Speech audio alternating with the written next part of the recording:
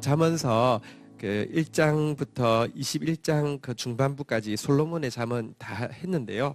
다 했다고 생각했는데 길지도 않은데 보니까 잠언 18장 17절부터 24절을 아예 안 했더라고요. 그러니까 사람은 참 이렇게 실수가 잘 빼먹기가 쉽습니다. 근데 하나님은요, 하나도 성경에 보면 하나도 빠짐이 없이 이런 이제 말씀이 나오죠. 하늘의 별들을 이름으로 부르시는데 하나도 빠짐이 없다 그렇게 했습니다. 21장밖에 안 되는데 왜 빠져먹었는지는 잘 모르겠는데 어쨌든 이건 빠져먹었던 본문입니다. 그래서 오늘 빠져먹었던 본문 마지막으로 해서 이제 잠언서 21장 솔로몬의 잠언까지 마치겠습니다. 잠언 18장 17절부터 24절까지가 빠졌네요. 한번 좀 보도록 하겠습니다. 우리 교독하도록 하겠습니다. 그리고 우리 이제 10월달 가면 이렇게 10월달이 5주인데요. 첫 주는 이제 시작하자마자 첫 주여서 그때까지 저희 정리해가지고 둘째 주부터 4주간 그 우리 질문 나온 것 가지고 성도가 묻고 성경이 답하다라는 주제로 하게 될 것입니다. 기대해 주십시오. 자, 우리 교독을 하겠습니다. 잠언 18장 17절. 송사에서는 먼저 온 사람의 말이 바른 것 같으나 그의 상대자가 와서 밝히느니라. 제비 뽑는 것은 다툼을 그치게 하여 강한 자 사이에 해결하게 하느니라. 노엽게 한 형제와 화목하기가 견고한 성을 취하기보다 어려운즉 이러한 다툼은 산성 문빗장 같으니라. 사람은 입에서 나오는 열매로 말미암아 배부르게 되나니 곧 그의 입술에서 나는 것으로 말미암아 만족하게 되느니라. 죽고 사는 것이 혀의 힘에 달렸나니 혀를 쓰기 좋아하는 자는 혀의 열매를 먹으리라. 아내를 얻는 자는 복을 얻고 여호와께 은총을 받느니라. 가난한 자는 간절한 말로 구하여도 부자는 엄한 말로 대답하느니라. 많은 친구를 얻는 자는 해를 당하게 되거니와 어떤 친구는 형제보다 친밀하니라. 아멘. 잠언서의 이제 지혜는요, 삶의 아주 구체적인 영역 한 영역을 다 다루고 있습니다. 그래서 우리가 다음 우리 10월달에 하는 성도가 묻고 성경이 답하다 이런 시간들은 자주 가지는 게 좋습니다. 왜냐하고 하면 교회 안에서는 우리가 뭔가 답을 찾은 것 같은데 실생활에 가서는 그게 말씀으로 어떻게 해야 될지 잘 모를 때가 참 많은데요. 근데 잠언서에서 다루고 있는 주제는 신앙생활, 교회, 종교 틀 안에만 있는 문제가 아니라 모든 문제를 다 다루고 있는데요. 오늘 내용 18절부터 24절까지의 내용은 재판에서 어떻게 바르게 판단하느냐, 혹은 재판에서 결과가 나왔을 때 어떻게 받아들이느냐의 문제를 다루고 있는 내용입니다. 물론 우리가 재판에 갈 일이 별로 없을 수 있지만 개인화시켜서 보면 내가 어떤 판단을 해야 될 때 어떻게 판단하는 것이 맞는지, 혹은 내가 판단을 받았을 때 그것을 어떻게 받아들이는 것이 바른지에 대한 내용이 본문의 내용입니다. 한번 좀 보도록 하겠습니다. 17절 같이 읽겠습니다. 시작. 송사에서는 먼저 온 사람의 말이 바른 것 같으나 그의 상대자가 와서 밝히느니라. 자, 이제 판단에 아주 중요한 한 가지 원칙이 나와 있죠. 자, 이제 무슨 재판이 시작되어질 때 먼저 어떤 사람이 말을 할 때 듣다 보면 진짜 저 사람 말이 진짜 다 맞는 것 같아 보이잖아요. 그죠? 그런데 그의 상대자가 와서 또 말하는 것까지 들어야지 제대로 판단을 할 수 있지 않습니까? 이것은 기본 중에 기본이죠. 근데 이 이야기가요, 단지 이렇게 두 사람 이야기를 다 들어보고 결정해야 된다, 이 이제 기본적인 원칙을 이야기하는 것이지만, 공정한 판단을 위해서 우리가 선입견을 배제하는 것이 얼마나 중요한지 다시 제3, 제4 강조, 스스로에게 강조해야 된다는 것을 좀 보여줍니다. 여기 이제 먼저 와서 하는 사람 말이 바른 것 같아 이렇게 이야기하고 있는데요.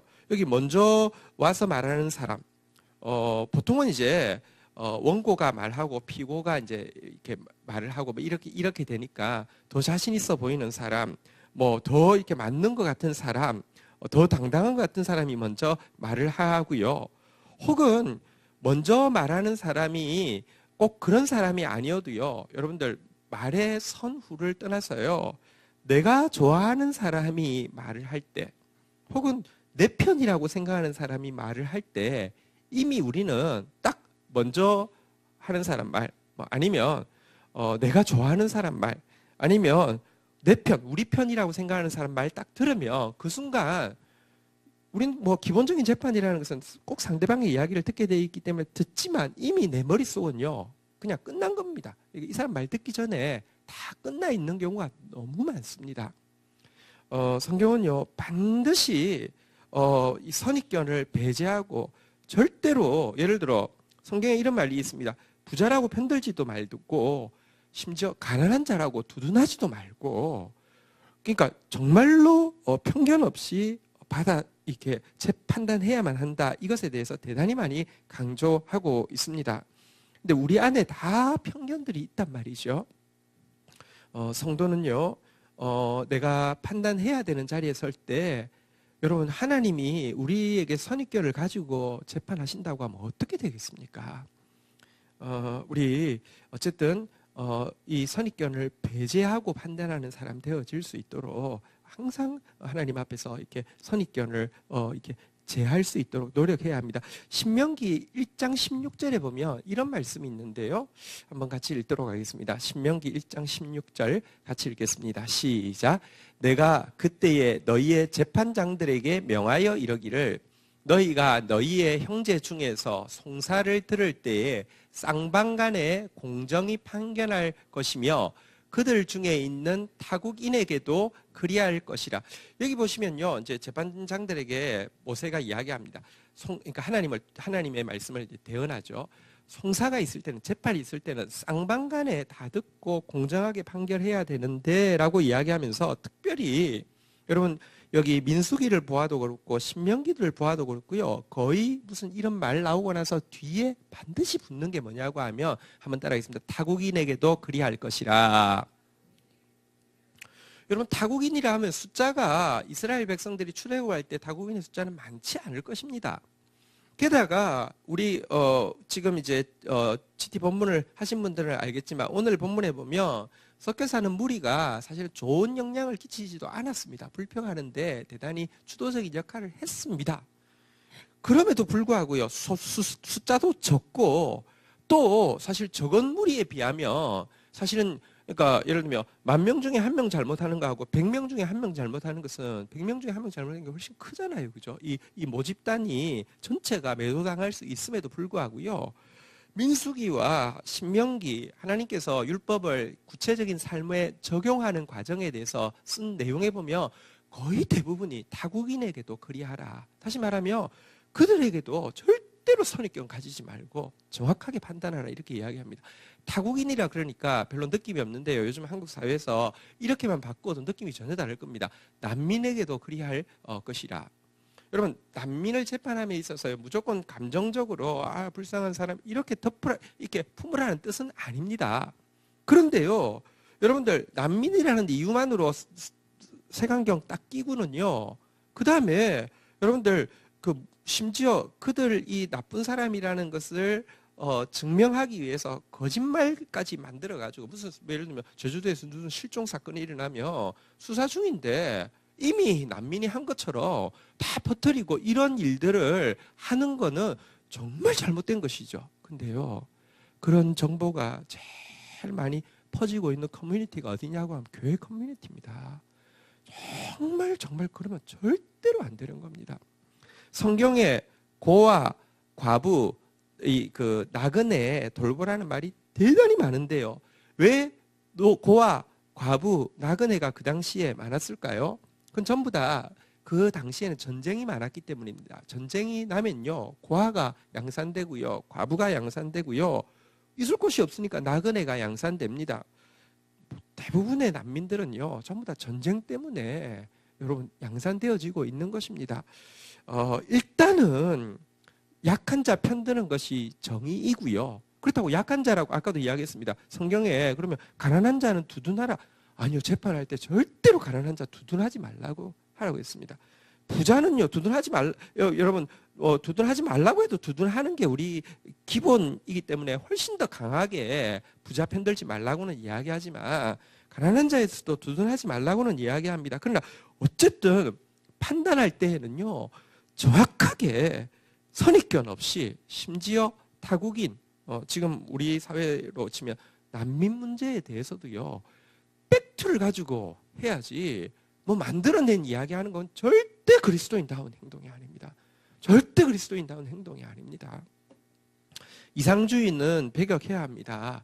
뭐 이렇게 막 무조건 막 그렇지는 않습니다. 그래서 엄격하고 정확하게 하기 위한 프로세스는 필요합니다. 왜냐고 하면 우리가 받을 수 있는 역량에 대해서 점검하지 못한 상태에서요, 뭐 이상적으로 해서는 안 됩니다. 그러니까 사실은 그들의 문제라기보다는 우리의 문제, 우리가 얼마나 부족한지 때문에라도 사실은요, 점검하는 것은 필요하지만 거짓을 가지고 일단 미움과 배척을 가지고 하는 것은요, 그리스도인은 절대로 거기에 끼면 안 됩니다. 어쨌든 판단에 있어서는요, 선입견을 제거하는 거, 여러분들이 싫어하는 사람이 말을 한다 할지라도, 우리 편이 아닌 사람이 말을 한다 할지라도, 내가 생각할 때 이미 첫사람 말 듣고 나서, 우리 그렇잖아요. 마피아 게임 할 때 말 잘하는 사람 말 들으면은 진짜 저 사람 진짜 그렇잖아요. 그래서 여러분 확신을 가지고 막 죽이잖아요. 그죠? 근데 아닌 때가 참 많잖아요. 그죠? 그런 경우가 실제 삶에서도, 그건 게임이지만 실제 삶에서도 참 많습니다. 정말 하나님 선입견 없도록, 하나님 앞에서 이렇게 진짜 바르게 판단할 수 있는 사람 되게 해달라는 기도가 참 많이 필요합니다. 자, 이제 재판에 들어갔을 때입니다. 18절 한번 보도록 할까요? 17절 17절까지 읽었죠. 자, 이제 18절, 잠언 18장 18절 한번 보도록 하겠습니다. 같이 읽겠습니다. 시작. 제비 뽑는 것은 다툼을 그치게 하여 강한 자 사이에 해결하느니라. 자, 여기 다툼이라는 단어가 법정 용어입니다. 원어의 파생이 법정 용어입니다. 재판 용어이기 때문에 일단 위의 내용과 이어지는 내용인 것을 알 수 있습니다. 재판에서 강한 자끼리 붙었습니다. 강한 자끼리 붙었다는 것은 이 사람대로 논리가 분명하고요, 이유가 분명하고 확신이 있고요. 근데 또 이쪽 사람 이야기를 들어보면 이쪽 사람대로 논리가 분명하고 확신이 분명하고 이런 경우가 있어요. 이렇게 붙었습니다. 이때 판단이 났을 때는요, 사실은요, 정말로 해결이 안 되기가 쉽지 않습니까? 그런데 여러분, 이런 때에도 해결이 될 수도 있습니다. 뭐냐고 하면, 지금 제비 뽑는 것으로 했을 경우에 해결이 된다 했는데, 이게 뭔지 조금 설명을 드리겠습니다. 이스라엘 백성들이 이제 가나안 땅에 들어가면 땅을 차지하게 되는데요, 기업을 차지하게 되는데, 기업을 차지하는 원칙이 두 가지입니다. 첫 번째, 기업의 크기는요, 각 지파의 인구 수대로 주게 돼 있습니다. 그러니까 하나님은요, 평등한 게 아니라 공평합니다. 평등은 똑같이 주는 것이고요, 공평은 거기에 맞게 주는 것입니다. 정확한 원칙입니다. 인구 조사를 하고 나서 기업을 분배해 줍니다. 왜냐하고 하면 인구 수대로 주기 위해서입니다. 그런데 또 한 가지 원칙이 있습니다. 기업의 크기는 인구 수대로 있지만 기업의 위치는 제비뽑기입니다. 여러분, 위치에 따라서 여러분 뭐 강남이 될 수도 있고 저기 고흥 땅이 될 수도 있고, 그건 진짜 정말 그거는 완전 같은 땅이지만 너무 값이 다르잖아요. 그죠? 근데 여러분, 이거는 누가 결정하느냐? 제비뽑기로 결정을 했습니다. 제비뽑기, 이 시대도 제비뽑기 하라는 게 아니라, 제비뽑기를 할 때 기본적인 신뢰가 무엇입니까? 결정은 하나님의 주권에 있고, 나는 하나님의 주권을 인정하는 주의 종으로서 이 결정이 난 것에 대해서 하나님의 결정으로 받아들이겠다라는 이 전제가 제비뽑기에 들어가 있습니다. 보십시오. 이 사람도 강하고 이 사람 말도 자기 입장에서는 100% 맞는 말일 수 있어요. 이 사람 말도 강하고 이 사람도 100% 맞는 말일 수 있어요. 재판에 갔어요. 그런데요, 여러분들, 우리가 내가 아무리 생각해도 틀린 거 안 같아요. 근데 상대방 입장에서도 생각해 볼 수 있어야 되겠죠. 근데 결정이 딱 날 때에 내가 최선을 다해서 이것에 대해 설명도 했고 어필도 했고 또 이 재판하는 사람이 또 하나님 앞에서 두렵고 떨림으로 재판을 한다고 할 때에 여러분들 내가 그럼에도 불구하고 하나님의 주권을 인정한다고 하며 강이 만나도 해결이 되었습니다. 근데 보시면 생각해보면 그리스도인이 누굽니까? 하나님의 주권을 범사에 미치는 하나님의 주권을 인정하는 사람 아닙니까? 내 명철을 의지하지 말고 범사에 그를 인정하는 것이 하나님의 지혜 아닙니까? 그러면요 아무리 강한 논리가 있어도요 해결이 되어지는 게 그리스도인이라는 것입니다. 어떤 분이 이런 이야기를 했어요. 순종이 무엇이냐? 순종이란 시키는 대로 하겠습니다. 아니 목사님 뜻이 그러면 그래야죠. 이건 없습니다. 이게 순종이 아니라 예를 들면 회의를 하고 의논을 할 때는요 그것에 대해서 지금 강한 의견이 있을 때 다 이야기하는 겁니다. 이야기를 하는데 그러니까 말 안 하는 게 순종이 아니라 순종은 무엇이냐 한번 따라하겠습니다. 최종 결정권을 하나님께 맡기는 것. 또 하나님께 맡긴다는 게 어떤 의미에서요. 사실 우리가 결국은 이제 충분히 의논을 하지만 하나님 또 권위를 통해서 일하시는 분이니까 한번 다시 따라하겠습니다. 최종 결정권을 하나님이 세우신 권위에 맡기는 것. 그러면 나는 충분히 의견을 제시했고요. 또 그 의견이 지금 리더가 결정한 의견과 배치된다 할지라도 그냥 충분히 했지만 최종 결정권은 하나님의 주권에 있다고 올리는 것, 그것이 순종이란 말입니다. 그리고 그렇게 하면 강한 자 사이에서도 해결이 되어진단 말입니다. 여러분들 꼭 기억하십시오. 사실은요 옳고 그름의 문제가 완벽해진다고 천국이 되는 게 아닙니다. 천국은 무엇이냐고 하면요 순종이 온전케 되어지는데 천국이 있는 것입니다. 하나님에 대한 신뢰가 온전해지는데 천국이 있는 것입니다. 그러고 나서 보면요 그렇게 해결하고 나서 보면요 여러분 이것도 여러분 제가 계속 이야기하지만 우리 사회가 이게 쪼개지고 그리스도인들도 쪼개지고 그게 이제 이렇게 그 논리가 있잖아요. 진영 논리가 있잖아요. 좌파도 있고 우파도 있고 그럴 수밖에 없어요. 눈이 두 쪽이 있어서 같이 봐야지만 초점이 맞지 한쪽만 보면 틀릴 수 있어요. 그래서 두 개가 필요해요. 그런데 좌파란 배가 암초에 끼었을 때 좌측으로 당겨야지만 빠진다는 것이고 우파는 우쪽으로 당겨야지만 빠진다는 것이지만 이렇게 해도 저렇게 해도 배 찢어질 수 있습니다. 우리가 믿는 분은 무엇이냐고 하면요 끼어져 있어도요 하나님이요 부력을 더하시면요 물이 쭉 차오르면요 낑낑낑낑 하다 붕 떠오르며 여기도 걸리지 않고 저기도 걸리지 않고 가는 세계가 있다는 사실을 하나님의 주권 안에 있다는 사실을 믿고 나면요 이게 논쟁을 뛰어넘는 모든 그 지각에 뛰어난 하나님을 영접을 할 수가 있는데요. 계속 신자들도 결국은 선악의 싸움에 선악과 먹은 결과에 네가 그러니 이것으로 평생 싸우고 있는 신자들이 너무 많습니다. 최선을 다해서 하나님이 주신 원리를 가지고 내가 분별도 하고 또 주장도 하고 하지만 여러분 강한 자와 강한 자 사이 상대방 입장에서는 또 충분히 그럴 수 있는 거예요. 자 사이의 해결은요 하나님의 주권을 신뢰하는 데에만 있다는 것입니다. 이걸 아셔야 합니다. 19절 한번 볼까요? 같이 한번 읽도록 하겠습니다. 읽겠습니다. 시작. 노엽게 한 형제와 화목하기가 견고한 성을 취하기보다 어려운즉 이러한 다툼은 산성 문빗장 같으니라. 이번 케이스는 어떤 케이스냐고 하면 여기 또 다툼이라는 단어는 법정 용어입니다. 재판인데요. 형제 간의 다툼입니다. 형제는 사실은 위에 나온 강한 자의 대립보다는 어떤 의미에서 되게 쉬울 수 있는 문제인데 왜냐하면 피를 나눈 형제니까요. 그런데 이 형제들이 감정이 상해 있으면요. 감정이 상해서 이 감정 문제로 법정 고소까지 간 경우는요. 이들을 화목시키는 것은요. 견고한 성 빼앗는 것보다 우리 안시성 빼앗는 것보다 더 어렵다는 거예요. 여러분 그 산성 문빗장이라는 게 그 뭐 혹시 안시성 보셨습니까? 명절에? 그러니까 그 어느 전쟁이나 이 문을 뚫으면 끝장이잖아요. 그래서 문의 빗장은요 언제나 막 최고 견고하게 만듭니다.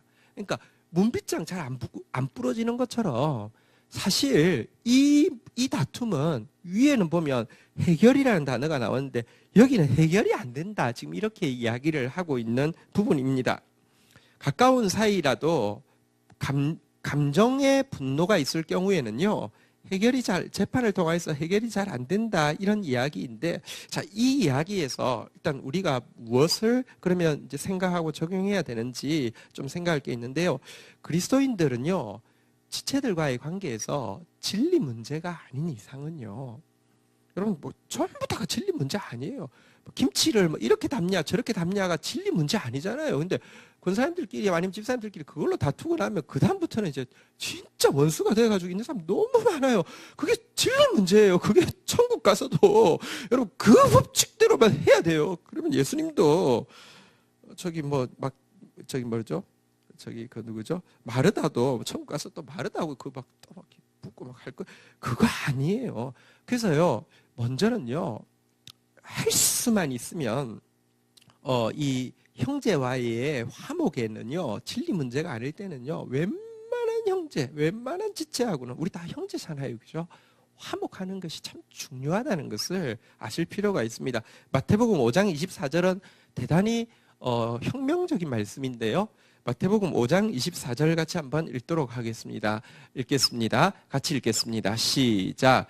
예물을 제단 앞에 두고 먼저 가서 형제와 화목하고 그 후에 와서 예물을 드리라. 한번 보십시오. 예배하러 왔는데 예배 중간에 사람이 벌떡 일어나요. 그래서 목사님, 왜 그래요? 그러니까, 죄송합니다. 제가 예배 드리려고 하는데 누구랑 그 관계가 좀 틀어져 있는 거 하나님 말씀하셔서 도저히 불편해서 안 되겠습니다. 가서 화해하고 오겠습니다. 그거 앉아! 제일 거룩한 예배 시간에 어디 경망에 야단맞을 수 있어요. 지금은요 예배라는 게 몸만 오면 되니까 좀 간단하지만 옛날에는 제사를 지금 드리고 줄을 서 있는데 제사 이거 드리려고 하면 시간 많이 걸리잖아요. 줄 서 있는데 줄 됐는데 중간에 간다고 하면 뒤에 사람 얼마나 욕하고 얼마나 복잡하겠어요. 근데 예수님은요 심지어 그렇다 하더라도 형제와의 화목 문제는 너무 중요하니까 먼저 하라. 예배의 우선순위를요 사실은요 하나님께 드리는 예배의 우선순위보다 형제와 화목하는 게 더 중요하다고 이야기하면서 화목하라고 이야기한 거 기억할 필요가 있습니다. 어쨌든 여러분들 우리가 판단의 자리 막 서로 막 싸워가지고요 판단받는 자리까지 가지 않도록 진리 문제 아니면 같은 공동체에 있는 지체들끼리 할 수만 있으면 화평하십시오. 할 수만 있으면 먼저 손 내미시고요. 할 수만 있으면 서로 불쌍히 여기기도 하고 또 서로 귀하게 여기기도 해야 합니다. 자, 그런데 그러면 그렇게만 적용하느냐? 한번 보십시오. 내가 지금 이제 저 사람이 나를 노엽게 했어요. 근데 진짜 감정적으로 분노가 막 심해요. 자, 근데 재판을 했어요. 판단을 했어요. 거기서 어떤 결과가 나왔어요. 여러분 그 결과가 나오면 여러분 내가 진짜 그리스도인이라고 하면 어떠해야 합니까? 산성 문빗장처럼 그 결과를 받아들이지 않아야 합니까? 아니요. 그럼에도 불구하고 받아들이는 사람이 진짜 이제 신자죠. 이것도 우리가 적용을 해야 합니다. 감정이 따르지 않는다 할지라도 진짜 원수 같은 관계라고 할지라도 진리의 말씀이 명할 때는 그것까지 순종하는 사람이 되는 것이 신자의 참 중요한 것입니다.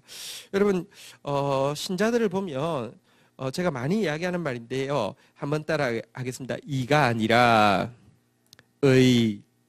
보면요. 의는 하나님 말씀이라고 그랬잖아요. 말씀 쫓지 않고 결국 이익을 쫓습니다. 뭘 보면 알 수 있냐고 하면요. 불의, 다시 말하면 말씀에 반대되는 일에 대해서 기독교인이 얼마나 분노할까요? 별로 분노하지 않습니다. 자, 근데 한번 불리, 자기 이익에 조금 손해되는 일이 생기면요. 기독교인들요. 미친 듯이 분노합니다. 뭐 예를 들면 불리한 거. 예를 들면 사학법 개정 그 문제가 있었습니다. 사학이 사실 보편적으로 문제가 많습니다. 그래서 사학법 개정이 나왔는데 그걸 개정하게 되면 기독교 사학에 있는 이사들의 권한이 이렇게 제한이 되어질 수 있습니다. 물론 그것이 사실은 신앙 교육이나 이런 데 이렇게 위협이 되는 문제가 없지 않습니다. 그렇지만 객관적으로 보면요, 사실은 너무 사학에 문제가 많은 것도 또 현실입니다. 자, 근데 이런 딱 문제 나오면요, 독재 정권이 뭘 하든지 박근혜가 뭐 위안부 할머니에 대해서 아니면 세월호 유가족에 대해서 어떤 나쁜 짓을 해도 가만히 있다가요, 사학법 딱 건드리면요, 순교하고 뭐 이러면서요, 막 데모하고 나오는데, 정확하게는 불의에는 가만히 있다가 분리의 문제만 나오면 막 들불처럼 일어나는 기독교인들의 문제가요, 우리가 얼마나 의를 추구하지 않고 일을 추구하느냐를 잘 보여줍니다. 대부분이 그렇습니다. 그런데요, 어떤 의미에서요, 이보다 더 강한 게 또 감정의 문제더라고요. 이익의 문제, 사람 되게 민감한데요, 감정의 문제는요, 자기가 이익이 안 돼도, 손해가 돼도요, 감정의 문제가 빡 개입되면요, 니 죽고 내 죽자! 이러면서 끝까지 가는 사람 되게 많단 말입니다. 기독교인은요, 자기 이익에 대해서도 죽을 수 있어야 하지만, 정과 욕심이라는 것은요, 이익의 문제입니다. 정이라는 것은 감정의 문제입니다. 정과 욕심을 십자가에 못 박은 자가 그리스도인입니다. 감정이 안 따르더라도 진리의 문제 앞에서는요, 판결 앞에서 여러분 따라줄 수 있는 사람이 되어야지 그게 신자다운 신자입니다. 교회에서도 관계에 문제가 생길 수 있습니다. 그리고는 또 탑 리더십에서는 결국은 관계에 문제가 생길 때 뭐라도 결정을 해야 합니다. 결정하고 나면요, 무조건 또 뭐 예를 들면 자기한테 좀 불리하게 나왔달지 아니면 자기 기분에 안 맞달지 이러면 결국 하는 수순이 뭡니까? 교회 뒤집고 막 문제 일으키고 나가고 이런 경우들 언제나 볼 수 있습니다. 누구나 할 수 있습니다. 잘나서 그런 거 아니에요. 나 안 죽어서 그런 거 아니에요. 죄인이라서 그런 거예요. 인간이라서 그런 거예요. 그런데 신자란요, 정과 욕심을 십자가에 못 박은 사람입니다. 어쨌든 여러분 할 수만 있으면 우리 한 몸 이루고 있는 형제들끼리 화목하기 위해서 애쓰시고요. 또 마음에 안 들다 할지라도 하나님이 말씀하실 때 딱 순종할 수 있는 그런 멋진 진짜 신자들 되는 것이 판단을 바르게 받는 그리스도인다운 모습입니다. 자, 그 다음 구절 한번 볼까요? 20절, 21절 한번 보도록 하겠습니다. 20절 제가 읽고 21절 여러분이 읽습니다. 사람은 입에서 나오는 열매로 말미암아 배부르게 되나니 곧 그의 입술에서 나오는 것으로 말미암아 만족하게 되느니라. 21절 여러분 읽습니다. 시작.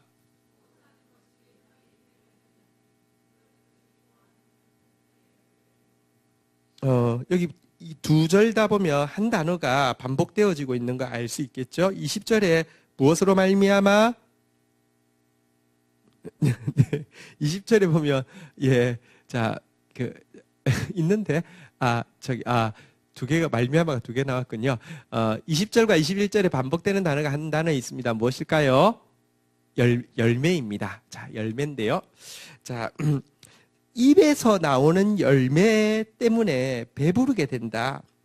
입술에서 나오는 것, 다시 말하면 입술에서 나오는 열매 때문에 만족하게 된다. 여기 배부르게 된다, 만족하게 된다는 두 개 다 원어로는 같습니다. 사바라는 원어인데요. 어쨌든 그러니까 이렇게 그대로 받는다, 넘치게 받는다 이런 뜻입니다. 좋은 것만 받는다는 뜻은 아닙니다.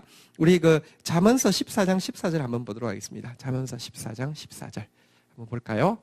잠언 14장 14절 같이 읽겠습니다. 시작.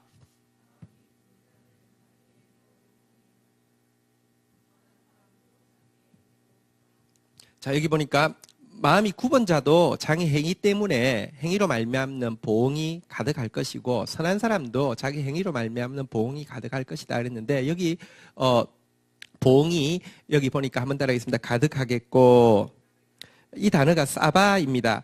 그러니까 어쨌든 여러분 입술에 한 것 때문에 좋은 열매든지 나쁜 열매든지 그것으로 결국 자기 삶에 가득 채워진다라고 지금 이야기를 하고 있습니다. 그것이 보응이 될지, 그러니까 보복이 될지 아니면 그것이 보상이 될지는 모르지만 말하면요, 말한 것 때문에 꽉 채워진다, 이런 이야기가 20절, 21절의 내용인데요. 자, 20절에 보면 어쨌든 그 말한 것으로 말미암아 배부르게 된다, 만족하게 된다, 가득 차게 된다, 이렇게 이야기했는데 그 말이 결과가 21절에 보면요, 심지어 어디까지 가느냐, 한번 따라하겠습니다. 죽고 사는 것. 여러분, 지금 이제 이 이야기는 그 17절부터 지금 21절까지 계속은 법정에서의 이야기입니다. 말이요, 자기가 말한 것 가지고 그 입술에 열매 가지고 결국은 자기도 가득 채워지게 될 것인데, 그 입술의 열매가요, 살릴 수도 있고 죽일 수도 있습니다. 예를 들어 거짓 증언을 이야기하면 사람을 죽일 수도 있는 것이고요. 예를 들어 어떤 사람이 정말로 바르게 했는데 자기가 좀 위험하더라도 그것에 대해서 바르게 증언해서 살릴 수도 있는 것입니다. 죽고 사는 것이 혀의 힘에 달렸나니, 이 이제 증인이 자기가 말하는 것에 의해서 심지어 이렇게 죽고 사는 문제까지도 결부되어질 수 있는 상황에 놓일 수 있습니다. 재판에 실제 그렇죠.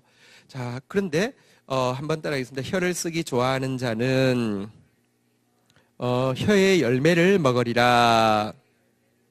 그러니까 이 혀를요, 쓰기 좋아한다, 혀의 열매를 먹는다 그랬는데요. 혀를 살리는 데 쓰기 좋아하는 사람은 혀로 말미암아 생명의 열매를 먹게 될 것이고요. 혀를 죽이는 데 놀리기 좋아하는 사람은 자기 혀로 말미암아 사망의 열매를 먹는다, 이렇게 이야기합니다. 결국은 재판에서요, 많은 경우 증인의 증언에 의해서 결정날 경우가 많고요. 그것 때문에 사형을 당할 수도 있고 석방이 될 수도 있는데, 여러분, 이것에 대해서 증인이 했던 말에 대해서요, 재판은 그것으로 끝이 나지만 한 가지 재판이 남았죠. 하나님의 재판이죠. 하나님은 그가 한 말 가지고요, 배부르게 해주십니다. 그것이 심판이 될지 구원이 될지 보복이 될지 보상이 될지는 하나님께서 아시는데 꼭 그대로 갚아주신다는 게 성경의 명백한 선언입니다. 그래서 절대 거짓 증언해서는 안 됩니다. 죽어도 거짓 증언해서는 안 됩니다. 이게 그리스도인의 자존심이고요. 아니, 이게 자존심의 문제를 떠나서 최후 심판에서 살아남을 수 있는 생존 비법입니다. 예수님께서 이렇게 말씀하셨죠. 마태복음 12장 36절 37절에 보면 이렇게 말씀하셨습니다. 마태복음 12장 36절 37절입니다. 교독을 하겠습니다. 내가 너희에게 이르노니 사람이 무슨 무익한 말을 하든지 심판날에 이에 대하여 신문을 받으리니. 37절 같이 읽겠습니다. 시작. 여러분, 그래서 심판 때는요, 다른 걸로 심판받지 않고 우리 말 가지고 심판받을 것입니다. 그래서 일단 분명하지 않을 때는 말하지 마십시오. 여러분, 또 믿음으로 하지 않는 것은 말하지 마십시오. 여러분 생각 가지고 말하는 것은 믿음이 아닙니다. 어떤 문제를 들었습니다. 하나님 앞에 나가서 기도하십시오. 특별히 선입견을 내려놓고 기도하십시오. 그리고 하나님이 말씀하시고 나서 묻으라고 하면 묻으시고요. 하나님이 말씀하신 것으로 말해야 되지, 여러분들이 말하면요, 말이 많으면요, 무조건 나쁜 열매가 많이 맺히고요, 그 나쁜 열매로 배부르게 먹게 될 것입니다. 37절 한번 볼까요? 같이 한번 읽도록 하겠습니다. 같이 읽겠습니다. 시작. 내 말로 의롭다함을 받고 내 말로 정죄함을 받으리라. 혀 가지고 바른 말하고 혀 가지고 살리는 말 한 사람은요, 그것 가지고 의롭다함을 받을 것이고요, 혀 가지고요 거짓된 말하고 혀 가지고 죽이는 말 한 사람은요, 그것 가지고 정죄받아서 심판받을 것입니다. 우리 말이, 여러분들, 법정에서 기독교인들이 위증한다, 이것만큼 말도 안 되는 말이 없는데요, 이것만큼 잘하는 것도 없습니다. 전부 다 거짓말쟁이가 되었습니다. 그리스도인은 거짓말과 제일 관계없어야 합니다. 사단은 모든 거짓말에 대해서 자기 것으로 말한다, 이런데 무슨 말이냐고, 사단은요, 우리가 거짓말하면 바로 찾아와서 로열티를 요구한다는 겁니다. 그건 내 거야! 라고 이야기하는 겁니다. 여러분이 딱 말하는 순간 지적 소유권 딱 걸려가지고요, 여러분 계속 갚아야 되는 겁니다. 절대, 특별히 형제에 대해서 거짓 증언하는 말, 그거 죽이는 것이고요. 너무너무 잘못된 것이고, 너무너무 마지막 최후 심판에서 내가 정죄받을 수 있는 일입니다. 혹시라도 이런 일이 있으면 철저하게 회개하시고, 그런, 내가 다시, 그 지체가 있다고 하면 찾아가서라도, 용서를 구하고 화해해서 정리해야 될 문제이지, 그냥 이건 절대 안 되는 문제입니다. 자, 이렇게 이야기하고 나서, 이제, 그 22절부터 24절까지는요, 이제, 그 지혜, 지금까지 이야기한 바른 판단을 어떻게 하고 또 판단을 어떻게 받느냐 이야기했는데, 그 위에 보면 18장에 여러 가지 지혜에 대해서 구체적으로 이야기하고 났는데, 이 지혜가 얼마나 소중한지를 이제 마무리하는 내용입니다. 한번 좀 보도록 하겠습니다. 22절, 23절 교독하겠습니다. 아내를 얻는 자는 복을 얻고 여호와께 은총을 받은 자니라. 23절 읽겠습니다. 시작.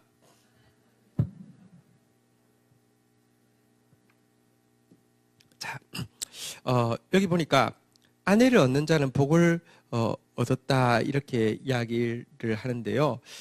그러면 일단 우리 자매들은 복을 못 받았습니다. 그죠? 일단 아내를 얻을 수 없으니까, 그죠? 네, 그런 뜻 전혀 아니고요. 잠언서에서 제가 몇 번 이야기해서 기억하시겠지만, 잠언서에서 지혜라는 단어가 여성형으로 나오고요. 그 지혜를 마지막 장에 결론 부분에 가면 현숙한 여인이라고 의인화시켜가지고 이야기합니다. 현숙한 여인이 슈퍼우먼을 이야기하는 게 아니라 사실은 지혜를 이야기하는 것입니다. 여기 아내라는 것이 지혜를 이야기하는 것입니다. 자, 여기 아내와 반대말이 23절에 보니까요. 한번 따라하겠습니다. 부자. 자, 부자를 얻을 것이냐, 아내를 얻을 것이냐, 지금 이걸 지금 대조를 하고 있습니다.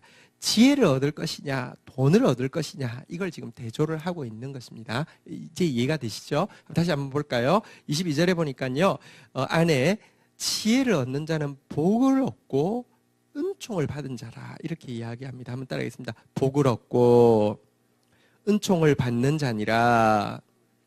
지혜가 오면 복이 임합니다.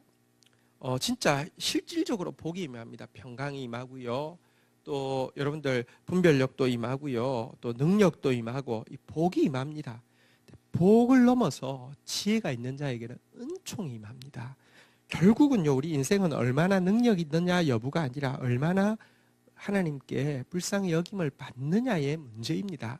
근데 지혜가 오면요, 복이 오고 은총이 온다라고 이야기하는데요. 23절 한번 보시죠. 부자 돈을 가지면 어떻게 되느냐 한번 좀 보도록 하겠습니다. 23절 보십시오. 가난한 자는 간절한 말로 구하여도 부자는 엄한 말로 대답하느니라. 여기 엄한 말이란 엄한 소리 한다 이런 뜻은 그런 뜻하고는 전혀 상관없습니다. 자, 예, 아닙니다. 무슨 말인지 아직 잘 모르시겠죠? 자, 여러분 여기 그래요. 똑똑합니다.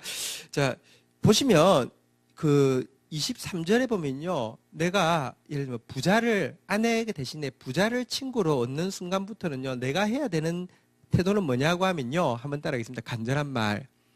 항상 이제 그때부터는 저 자세에서요, 저 안 될까요? 이거 혹시 안 될까요? 이렇게 나는요, 항상 저 자세에 서게 되고요, 노예 자리에 서게 되고요. 또 이 돈은요, 항상 나한테 엄한 말, 막 이제 갑질하는 자리에 서게 된다 이렇게 이야기하고 있습니다. 이게요, 실제 돈이 생기는 순간부터 내가 자유로워지는 게 아니라 나는 더 간절해지고요.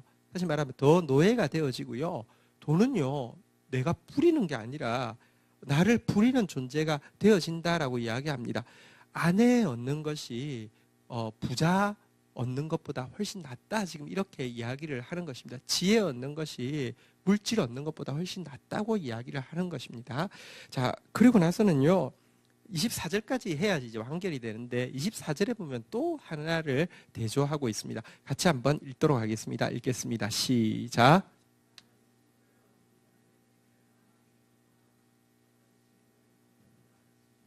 자, 여기 보니까 이제 대조를 하고 있는데요. 한번 따라하겠습니다. 많은 친구. 어떤 친구.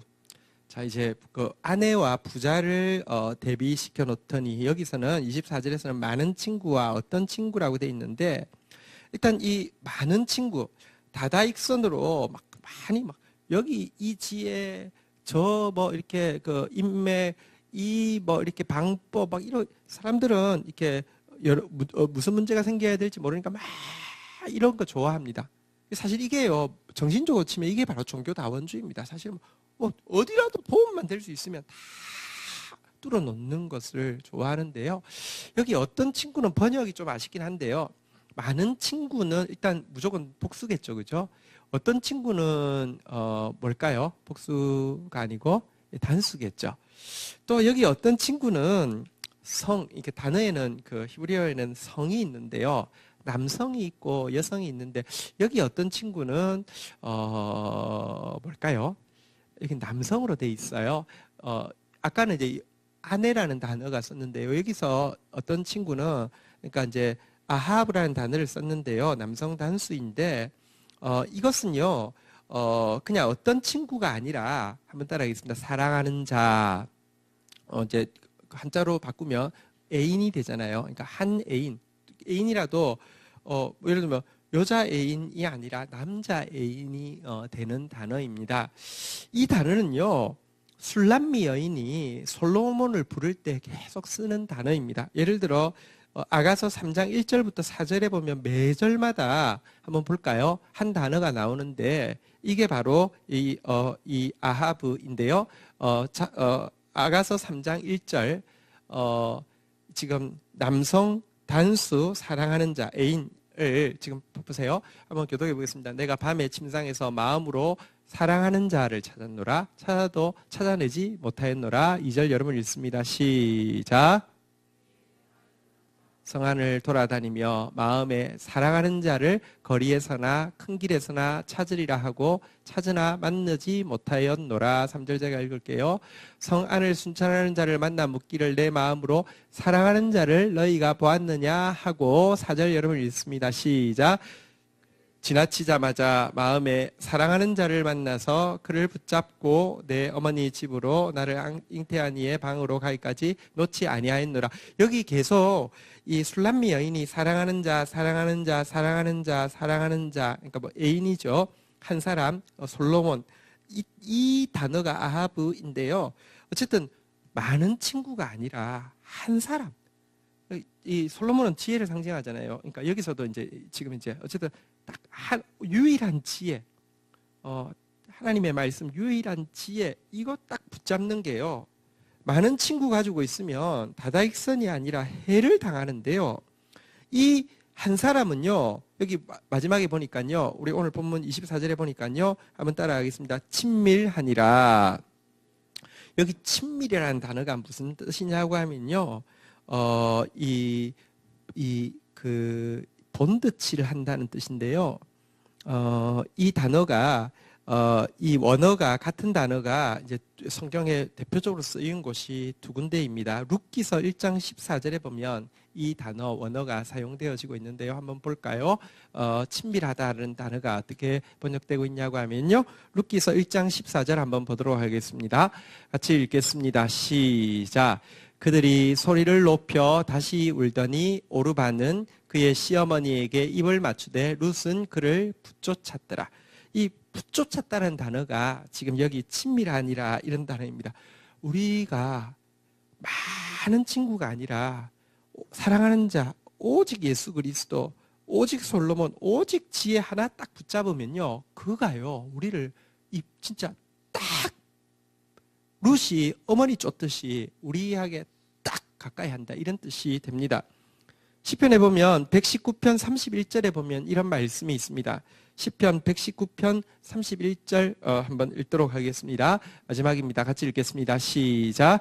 내가 주의 증거들에 매달려 싸우니 여호와여 내가 수치를 당하지 말게 하소서. 여기 매달렸다라는 단어도 다바크 이 같은 이제 원어를 쓰고 있는데요. 어쨌든 여러분들 주님이 내가 많은 친구가 아니라 나의 사랑하는 자 술람미 여인이 막 꿈속에서요 막 사랑하는 자 사랑하는 자 사랑하는 자 사랑하는 자 꿈에도 소원이 그 한 분 딱 잡는 게 꿈에도 소원이 되니까 그분이 나를 붙쫓아 주시고 그분이 나한테 쫙 매달려 주시고 그분이 나하고 본드칠되어서 뗄래야 뗄 수 없는 관계가 되게 해주시는 거, 이것이 진짜 축복이다라고 이야기하면서 부자 대신에 아내를, 많은 친구 대신에 사랑하는 한 사람, 그게 이제 지혜죠. 그 지혜를 얻으라, 이렇게 이야기를 하고 있습니다. 오늘 우리에게 하나님 계속 지혜에 대해서 말씀하고 계신데요. 많고 많은 것 중에 하나로 전락시키지 마시고요. 유일한 것 삼아서 그것에 나부터가 먼저 룻처럼 붙잡고요. 이 다윗처럼요. 매달리다가 주님이 나한테 본드처럼 딱 붙는 그런 축복을 누리게 되기를 주의 이름으로 축원드립니다. 우리 17절부터 24절까지 우리 한번 기도할 때 눈 뜨고요. 이 말씀이 오늘 나에게 시적절하게 또 실질적으로 하신 말씀이 있는지 돌아보시고 또 반응하고 나아가고, 다시 한번 우리가 이 지혜를, 하나님의 지혜를 정말 소중하게 또 받아들이고 부자보다도 또 많은 친구보다도 이거 택하는 자 되게 해달라고 우리 주님 말씀을 반응하면서 같이 한번 기도로 심도록 하겠습니다. 같이 기도하시겠습니다. 하나님 감사합니다. 오늘도 저희들에게 하나님의 공동체의 일원으로서 어떻게 지체를 바라보며 또 하나님의 공동체의 한 일원으로서 어떻게 공동체에 순종해야 하고 또 권위를 받아들여야 하는지, 판단을 받아들여야 하는지 알려주셔서 감사합니다. 성숙한 사람 되어져서 하나님의 주권을 인정하고 내 이익과 내 감정을 넘어서는 사람 되어질 수 있도록 도와주시고, 어쨌거나 내가 말하고 사는 사람인데 하나님 저의 말을 붙들어 주셔서 살리는 말 하는 사람 되어지고, 믿음의 말 하는 사람 되어지고, 사랑의 말 하는 사람 되어지고, 축복의 말 하는 사람 되어져서 하나님 앞에 설 때 이 입술의 열매로 배부를 때 그 배부름이 의로 말미암아 배부른 것 되어지도록, 정죄와 심판으로 말미암아 배부른 사람 한 명도 없도록 주여 도와 주시옵소서. 저희들이 지혜를 사모합니다. 지혜 가진 자 되어지게 하여 주시옵소서. 많은 친구 아니라 예수 그리스도 한 분 한 지혜 사모하고 나아가는 자 되어지고, 룻처럼 매달리고 다윗처럼 붙잡는 자 되어지다가 주님께서 어떤 경우에도 우리를 포기하지 않는 그 뜨거운 사랑을 경험하는 사람 되어질 수 있도록 축복하여 주시옵소서. 감사합니다. 예수 그리스도의 이름으로 기도 올립니다. 아멘.